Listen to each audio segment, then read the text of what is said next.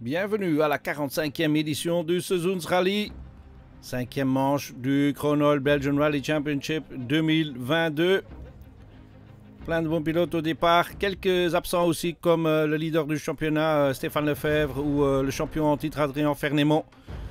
Mais plein de belles voitures et de bons pilotes au départ de cette 45e édition, comme par exemple Gino Bux, deuxième au championnat. Il y a quelques podiums cette année. Et Bux commence très fort et il prend la tête du rallye dès la première mi-boucle de spécial.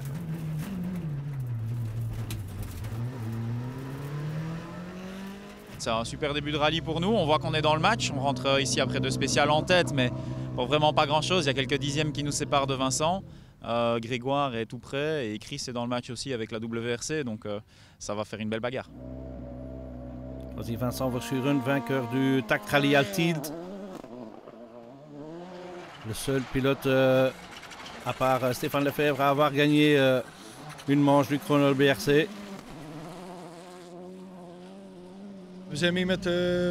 On fait part du groupe de tête, ce qui est important pour nous. Ok, on n'a fait que deux spéciales. Et puis il y a trois spéciales avec beaucoup de gravier. Donc on doit faire attention. Peut-être qu'on peut creuser les écarts. On doit faire très attention, oui. Maxime Potty dans sa première saison complète en rallye. Première fois que Potty est au départ ici. Et comme c'est le seul rallye gravier de la Belgique avec 30% de terre, il prend un peu de temps pour prendre ses marques, ce qui est très intelligent. Jamais d'expérience, c'est la première fois qu'on le fait, on a fait des bonnes reconnaissances. Voilà, le parcours est un peu plus difficile et on essaye de travailler là-dessus pour essayer d'augmenter le rythme et essayer de travailler sur la technique et de faire des belles choses. Potty sixième après la première mi-boucle. Voici le vainqueur de l'année dernière, Grégoire Münster, avec le pilote Louis Luca au volant de leur Hyundai i20 Rallye 2, une voiture différente de celle qu'ils conduisaient l'année passée.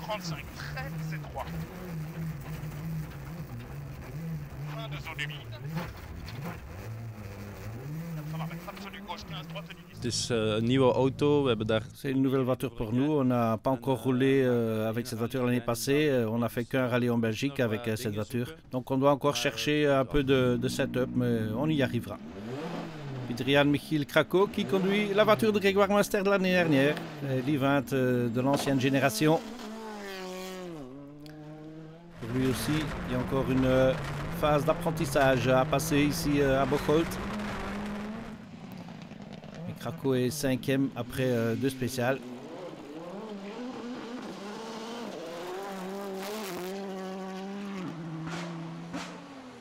Puis il y a les spécialistes du GT, Günther Monens qui est aussi spécialiste du rallye de Bocholt. Impressionnant comment il gère la puissance de la Porsche sur la terre. Pas évident de mettre la puissance de la Porsche au sol. Un autre ancien vainqueur, ici Chris Prinsen au volant de sa DS3 WRC. Pas la toute dernière des voitures, mais Prinsen l'a loué cette année pour s'amuser. Et voici Cédric Chérin au volant de sa Porsche.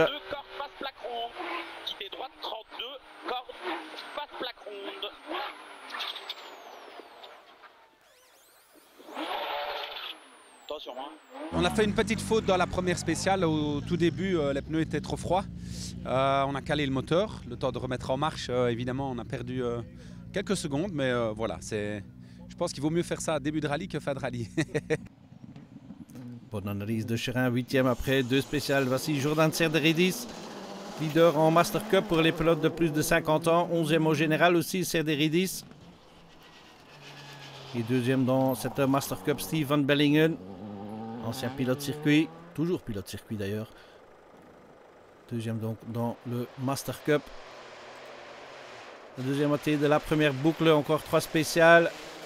Le saison, c'est aussi une manche du Stellantis Rally Cup. Vous voyez Charles Munster qui avait fait une faute, qui perdait le contrôle de sa voiture et perd beaucoup de temps.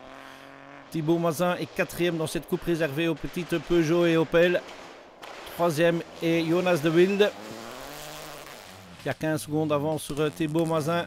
En 2e position, l'Allemand Marian Griebel, au volant de sa Peugeot 208.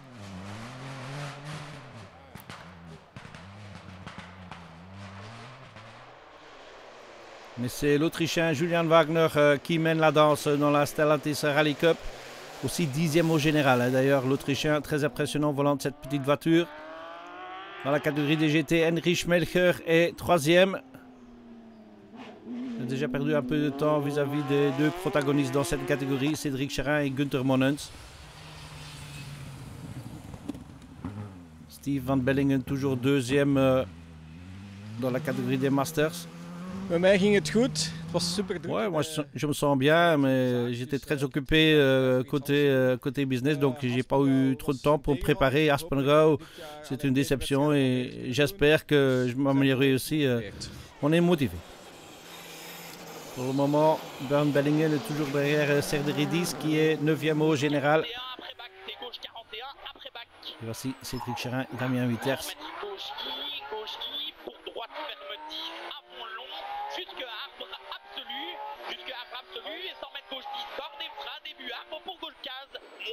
Gauche 15, moins tard.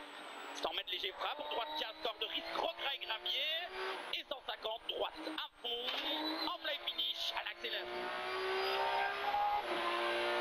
Top. Impressionnant quand même la vitesse de la Porsche, mais c'est toujours Monens devant. Oui, je suis chez moi ici. Hein. J'aime bien la terre ici, sur les étapes, un peu de contrôler la voiture. J'adore bien. Maxime Potti, toujours 6e après la première boucle de 5 spéciales. Il n'est qu'à 12 secondes de Peter-Jan Michiel Krakow par contre. Donc tout reste possible pour Potti et pour Krakow aussi bien sûr.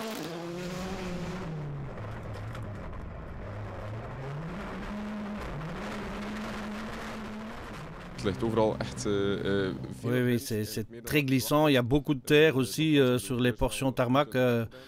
Les ouvreurs ont bien fait leur boulot, mais parfois je suis très surpris par l'état des routes. Mais c'est la même chose pour tout le monde.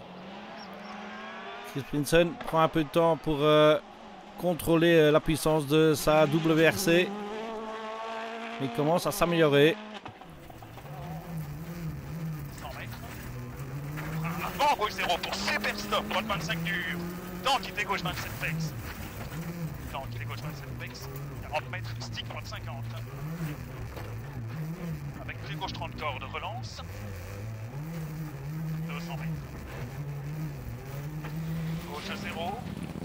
Grégoire Master est en 3e position après 5 étapes spéciales, mais il n'y a que 2 secondes 3 d'écart entre les 3 premiers pilotes. Want je kent het hier wel, hè? Je hebt hier vorig jaar gewonnen. Tu le connais ici, hein? Tu as gagné ici l'année passée. Oui, en effet.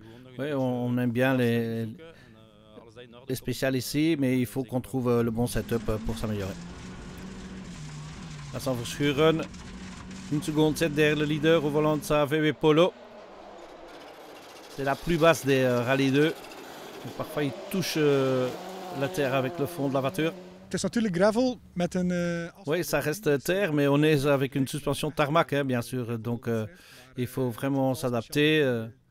C'est un sentiment un peu spécial. C'est comme on vole sur les routes. Mais il faut se sentir à l'aise pour aller vite. Et Gino Buck se sent très à l'aise pour le moment. Toujours en tête après 5 spéciales.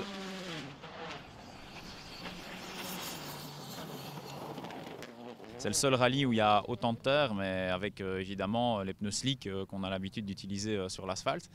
Donc voilà, ça apporte du challenge. Il faut vraiment rouler sur le fil et arriver à trouver l'adhérence, mais c'est pour ça qu'on aime bien le Sezoens. Et voici le classement après la première boucle de 5 étapes spéciales. Gino Bux devant reçu René Münster, séparé de 2 secondes 3. Suivent Prinsen et Krakow, puis Potti et les deux Porschistes Monens et Charin.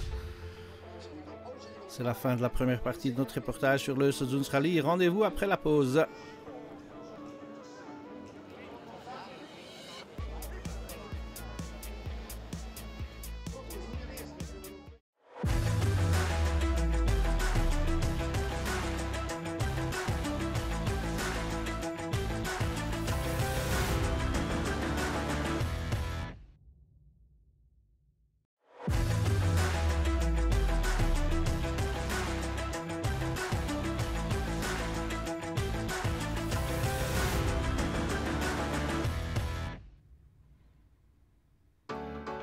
De retour à Bocholt pour le Sezoens Rally, 5e manche du Chronol Belgian Rally Championship.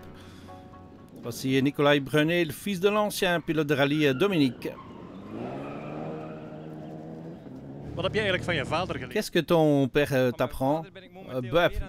Momentanément, j'apprends beaucoup plus que dans toute ma vie, je crois. On a commencé à rouler dans la Clio Trophy et on commence à s'améliorer aussi. On fait des bons temps sur les spéciales. Et mieux que ça va pour nous, plus d'enthousiasme montre mon père. Donc depuis, il m'aide plus et puis oui, ça va mieux. 3e dans la catégorie des juniors, Nicolai Brunel. 2e est Dean Meurice au volant de cette Ford Fiesta. Mais devant, c'est toujours Jonas de Wilde qui a déjà créé un sacré écart, qui est aussi 3e dans la Stellantis Cup Belux. Dans l'M Cup, la 3e place pour le moment est pour Bert Bortmans à la fin de la 2e boucle de 5 étapes spéciales. 2e est Patrick Diels. Et premier des BMW est Frankie Boulat avec copilote Peggy de Busser. 12e au général aussi. Toujours impressionnant au volant de sa BM Boulat. Dans la Stellantis Rally Cup, qui est toujours menée par Julian Wagner, Marianne Griebel essaie de rattraper le temps perdu, mais Julian Wagner a toujours 37 secondes d'avance sur l'Allemand. Il est toujours 10e au général aussi. Impressionnant quand même, Wagner et Griebel, 10e et 11e au général. Steven Bellingen et Els Ons, toujours 2e dans le Master Cup. Et il se rapproche du top 10 aussi.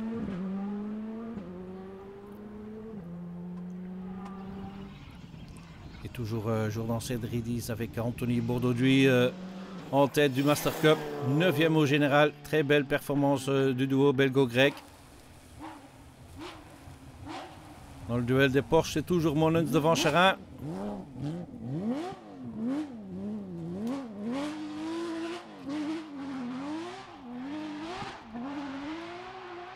C'est la plus difficile des voitures, je pense, sur la terre. Donc, mais bon, on a tous les deux plus ou moins la même voiture. Donc, c'est aussi difficile pour lui que pour moi. Donc, c'est tout à son honneur d'être devant moi pour l'instant. C'est vrai que ça va très vite pour les Porsche, mais les conditions sur la terre limbourgeoise ne s'améliorent pas.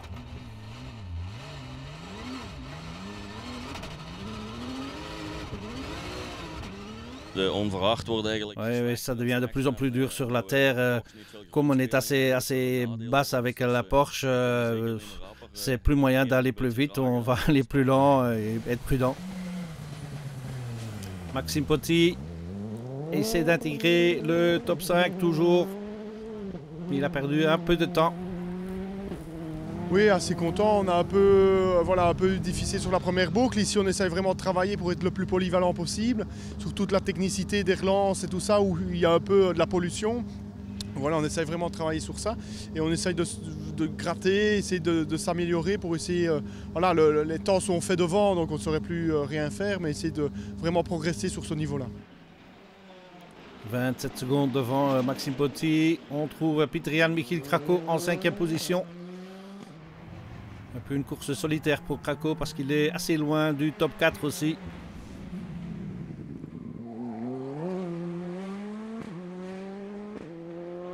Je crois qu'on a fait une bonne deuxième boucle ici. On a fait sans faute, ce qui était le but, hein, de ne pas faire de faute ici. Et puis voilà, donc maintenant on va essayer de s'améliorer et on sera sur le rythme qu'on veut. Pas une très bonne deuxième boucle par contre pour Gino Bux qui tombe de la première à la 4e place.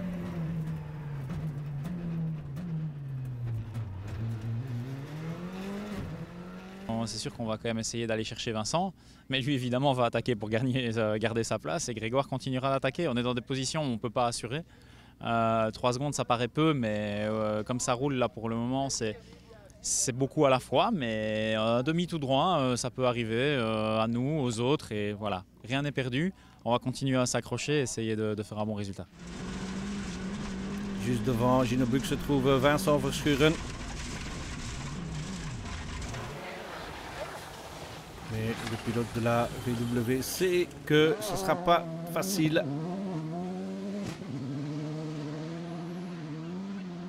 Als je een foutje maakt, dan ben je gezien. Une faute et tu es perdu, c'est aussi simple que ça. Je crois que tous les 4, on va essayer d'attaquer le plus fort et si tu fais une faute, au moins tu as essayé, mais il faut arrêter de penser à aller le plus vite possible. En deuxième position, déjà Chris Prinson avec sa Citroën DS3. Prinson qui fait tous les scratchs de la deuxième boucle. 50 mètres. T'es droite 28 cordes asphalte. T'es droite 28 cordes asphalte. 120 mètres. Gauche 27 près pour Snell. Que rigole Gravier. Et le nouveau leader s'appelle Grégoire Munster qui a 3 secondes et demie en main au départ de la dernière boucle.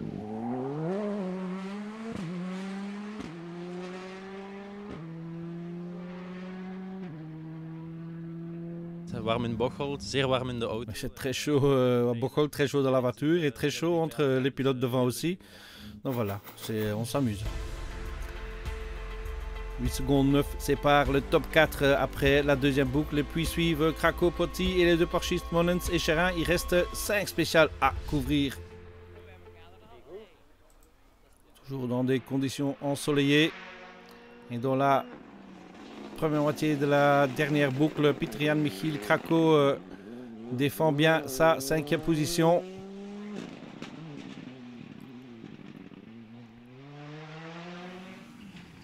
Par contre, il devient de plus en plus clair que Gino Bux ne pourra sans doute pas gagner ce Suzuns Rally, mais une place sur le podium est toujours possible. L'écart avec Vincent Verschuren reste infime. Que 3 secondes avec 3 spéciales à faire. Beaucoup de poussière aussi sur la terre limbourgeoise maintenant. Et Verschuren en souffre un peu.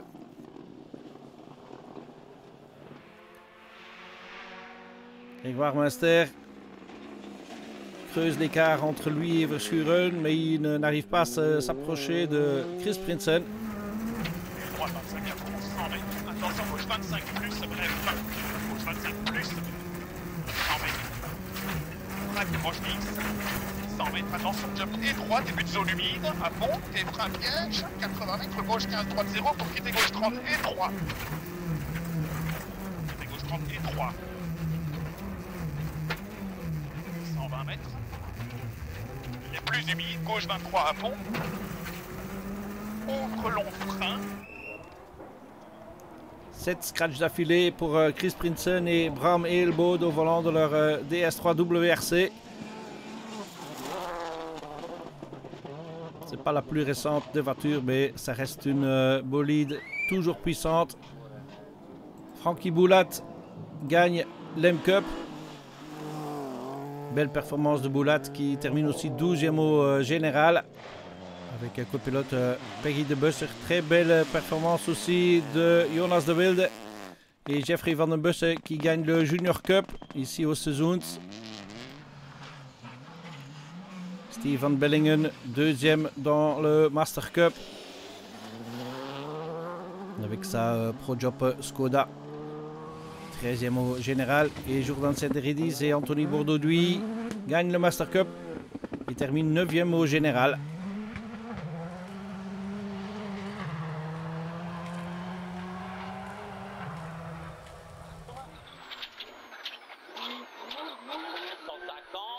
C'est droite 25 moins coupé, c'est droite 25 moins coupé. 150 frappe, pour gauche 25 plus corde petit rail, gauche 25 plus corde petit rail. 120 frappe, pour droite 25 plus corde et frappe pour à 50 mètres, quitter gauche 35 après bac, quitter gauche 35 après bac. Dans la dernière boucle, Cédric Chérin a surtout voulu s'amuser et donner du spectacle aux spectateurs. Mission réussie pour Chérin qui termine 8e. Il ne pouvait quand même pas battre Günther Monens et Patrick Flas, les spécialistes du terrain. Belle 7e place au général aussi, victoire en GT pour Monens.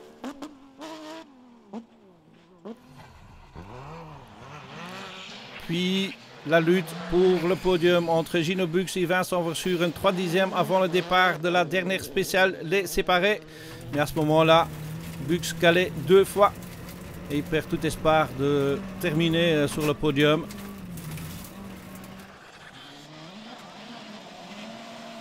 Belle 3e position donc pour Vincent Verschuren, bien que c'était un peu chaud à la fin de la dernière spéciale. Ça capouche, man.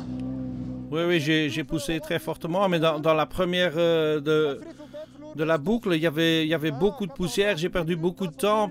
J'avais demandé pour 3 minutes, mais c'était impossible, c'était très dangereux. Ce ne serait pas faire de perdre ou gagner dans ces conditions-là. Et puis il restait la lutte pour la victoire entre Grégoire Munster et Chris Prinsen. À la fin, Grégoire Munster n'y arrive pas. Mais il prend quand même le maximum de points pour le championnat, vu que la WRC de Prinsen ne marque pas.